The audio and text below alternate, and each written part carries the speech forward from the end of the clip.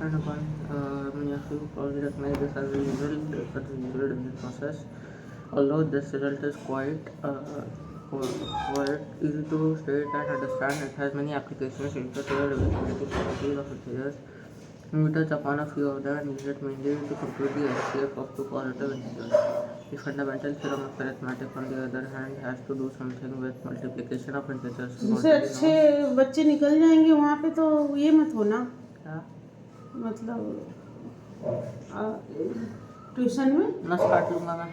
हाँ? Composite number can be खुला हुआ लग रहा है मेरा, देखना कुछ ज़्यादा अजीब सा नहीं हो गया? सब जब पढ़ते रह जाती हो आप भाई साहब। वो फूल गया है कुछ ज़्यादा। फूली हुई हो तो फिर एक्सरसाइज नहीं करोगी, पानी नहीं पियोगी, भैंस की डाइट मोटा रस खाते रहोगी बस, तो क्या होगा?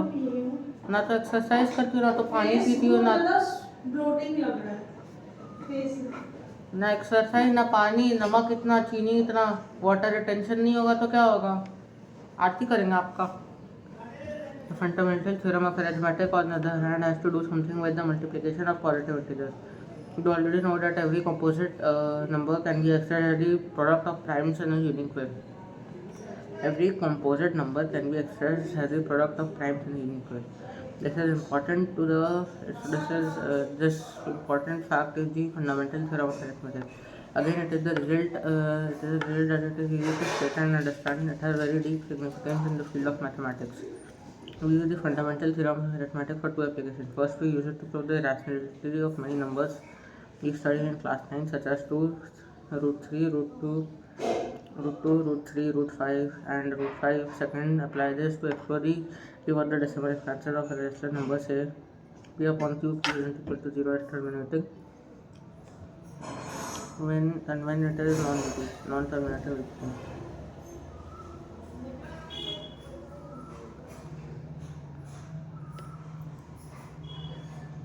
Begin our exploration. The fundamental theorem of arithmetic. In earlier classes, you have seen that any natural number can be written as a product of its prime factors. For instance, 2 is equal to 2, 4 is equal to 2 into 2, 253 is equal to 11 into 23, and so on. Now let us try and look at natural numbers from the other direction. That is, can any natural number be obtained by multiplying prime numbers? आप natural numbers मिल सकते हैं prime numbers को मिला के। Take any collection of prime numbers, say 2, 3, 7, 11 and 23. If we multiply some or all of these numbers, allowing them to repeat as many times as we wish, we can produce a large collection of positive integers, in fact infinitely many, and so on. Now let us suppose your collection of primes includes all possible primes. What is your guess about the size of this collection? Does it contain only a finite number of integers or infinitely many? In fact, there are infinitely many primes. If we combine all the primes in all possible ways, we will get an infinite collection of numbers. All primes and all possible product of primes. All the primes and all the possible products of primes. The question is, नहीं परसों, कल Sunday है। परसों science है।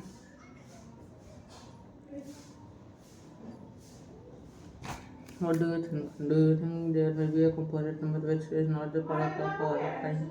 Before we answer this, let us factorize positive integers. That is, do the opposite of what we have done so far. We are going to use the factor tree, which we are all familiar with. Say 332,760 and factorize as it is shown. So we have factorized 332,760 as 2 into 2 into 2 into 3 into 3 into 5 into 7 into 13 as a product of its prime. That is 32,760 is equals to 2 cube into 3 square into 5 into 7 into 13 as a product of powers of prime. Let us try and say another number, say 1, 2, 3, 4, 5, 6, 7, 8, 9. This can be written as 3 is to 2, 3 square into 3803 into 3607. Of course, we have check that have to check that 3803 and 3607 are right. This leaves us to conjure that every composite number can be written as the product of powers of prime. Every composite number can be written as the product of primes. In fact, the statement is true and is called the fundamental theorem of arithmetic because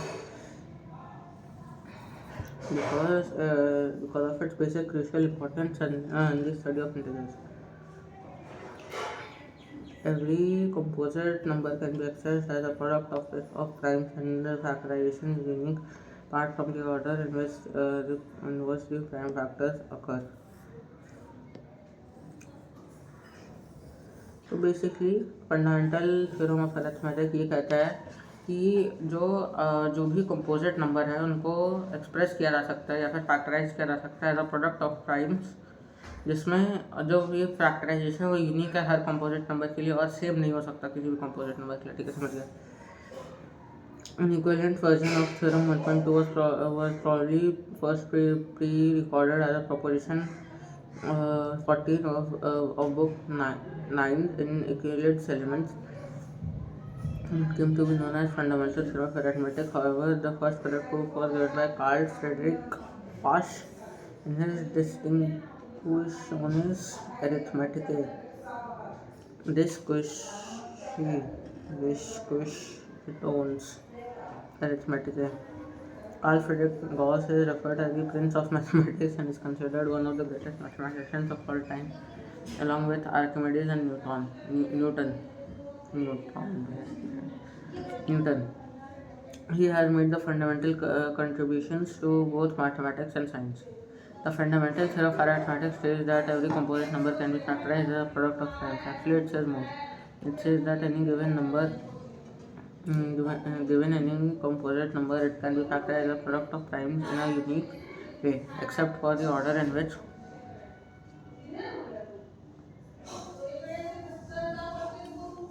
the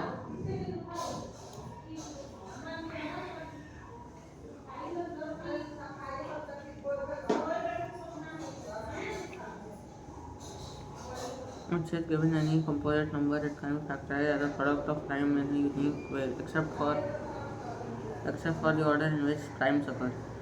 That is, given any composite number, there is only one and only one way to write its product it as a product of primes, as long as we are not particular about the order in which the primes occur.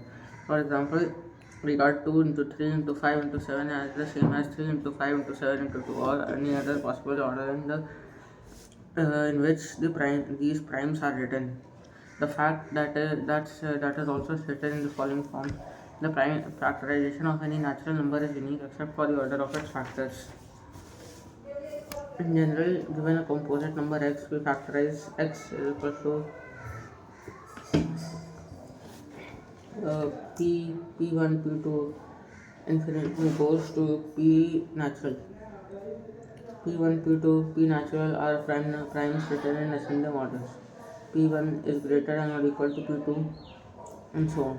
If we combine the same primes, we will get the power of the prime. For example, 32760 is equals to 2 into 2 into 2 into 3 into 3 into 5 into 7 into 13 is equals to 2 cube into 3 square into 5 into 7 into 13.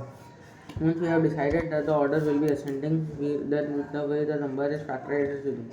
The fundamental theorem of arithmetic has many applications, both within mathematics and in other fields.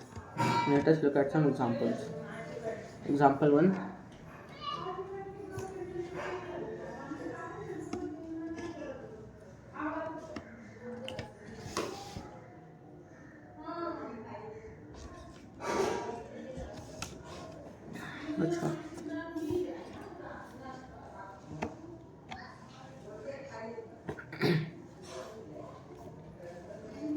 Where n is a natural number, check whether there is any value of n for which n ends with 0. Consider the numbers 4 to the power n. Where n is a natural number, check whether there is any value of n for which n ends with 0. be number 4 to the power n for any n were to end with the digit 0, then it would be divisible as 5. That is, the prime factorization of 4n would contain the prime 5. That this is not possible because 4n is equal to 2 to the power 2 to n, 2 into n. So the only prime factorization in the factorization of 4 to the power n is 2. So the uniqueness of the fundamental theorem of arithmetic guarantees that there are no other primes in the factorization of 4 to the power n. So there is no natural number n from which 4 to the power n ends with 0.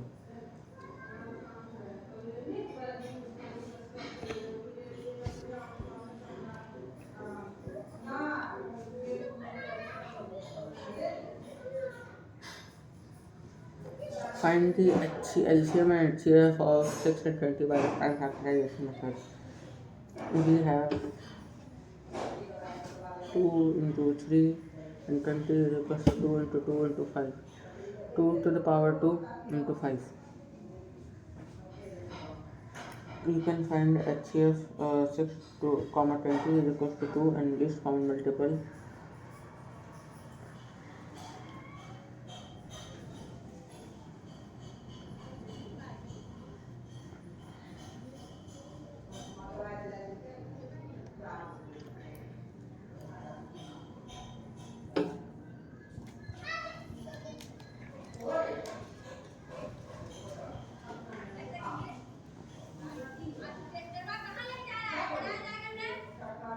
The f of 96 and 4 to the power prime factorization and hence find the HCF.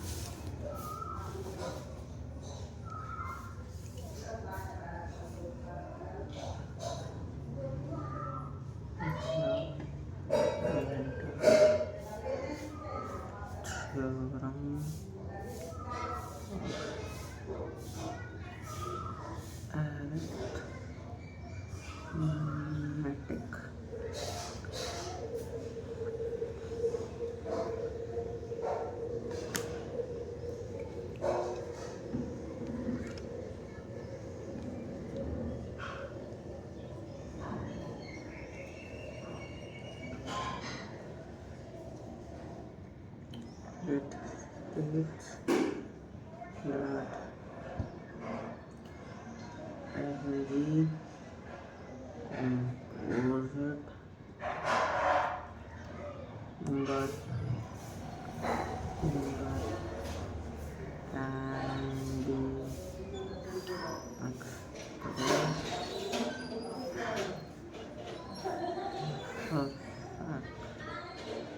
factorized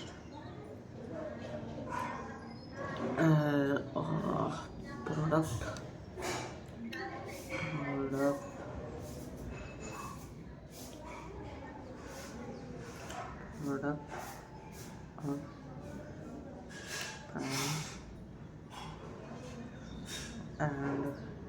this factorization is unique apart from the order in which the time factor occurs.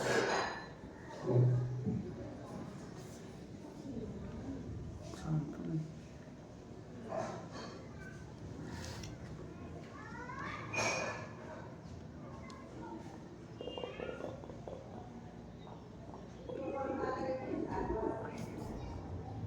Two 760 equals to 2 cube into 3 square into 5 into 7 30 111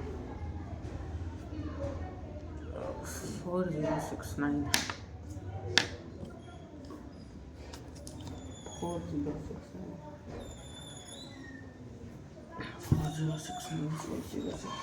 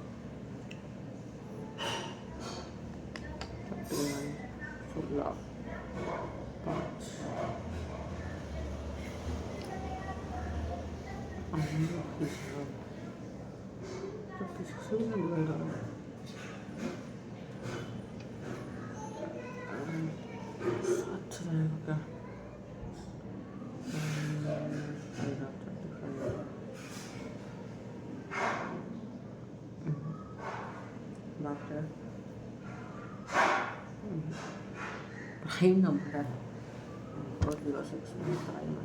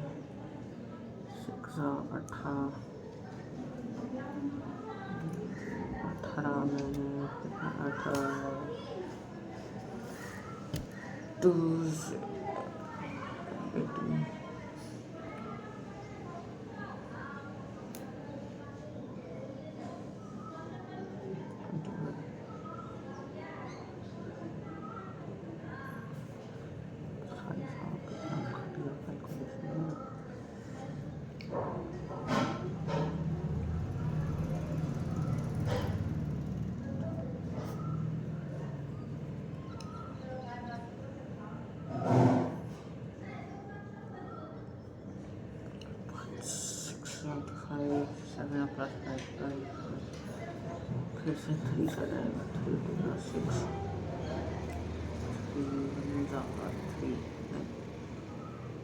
फिर से 3 2 6 और 3 फिर से 3 2 30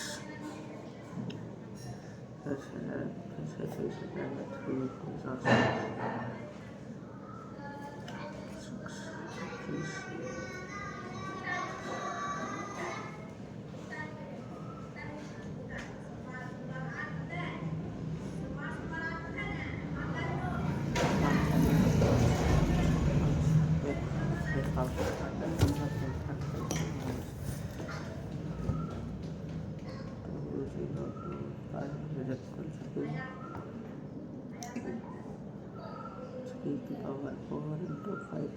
square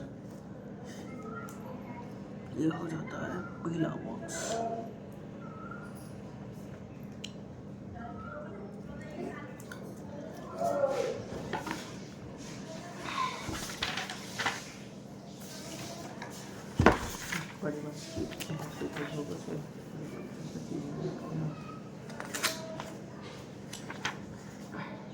Since I started, we have been using the four fundamental operations of addition, subtraction, and multiplication and division.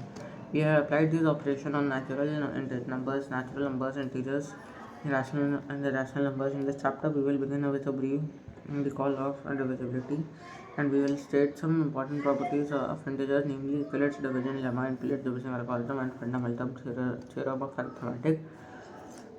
We will use in the remaining part of the chapter to learn more about integers and real numbers.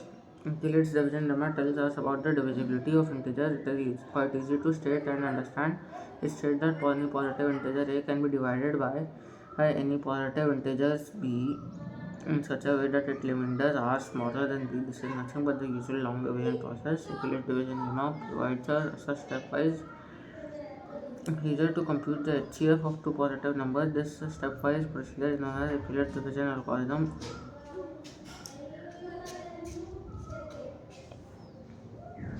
Fundamental theorem of arithmetic tells us about expressing positive integers as product of primes. It states that every integer is either prime or it can be factorized as a product of powers of prime integers. This theorem has many significant applications in mathematics and other fields. We have learned about how to find HCF and LCM of positive integers by using the fundamental theorem of arithmetic in earlier classes. In this chapter, we will apply the theorem to prove the irrationality of many numbers such as root 2, root 3, root 5, etc. We will know that the decimal representing of a rational number is either terminating or non-terminating. If it is non-terminating, then it is repeating. The prime factorization of the denominator of a rational number completely reveals the nature of its decimal representation. In fact, by looking at the prime factorization of the denominator of a rational number, one can easily tell us about its decimal representation, whether it is terminating or non-terminating, repeating. And we also use the fundamental theorem of arithmetic to determine the nature of decimal expansion of rational numbers. Let us begin with the divisibility of integers.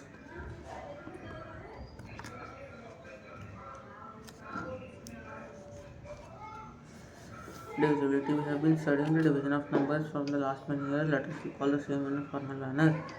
A non-integer 0 is said to be divide an integer b if there exists an integer called integer c such that b is equal to ac. If the b integer is called a dividend, the a integer is known as a divisor, and the c is known as a quotient.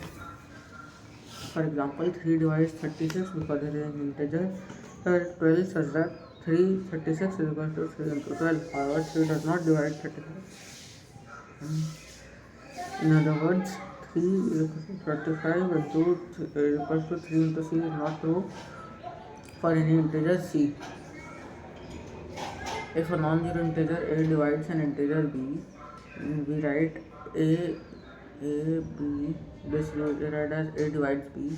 When a divides b, we say that b is divisible by a, or a is a factor of b, or b is a multiple of a, or a is a divisor of b. We write a is not divisible by b to indicate b is not divisible by a.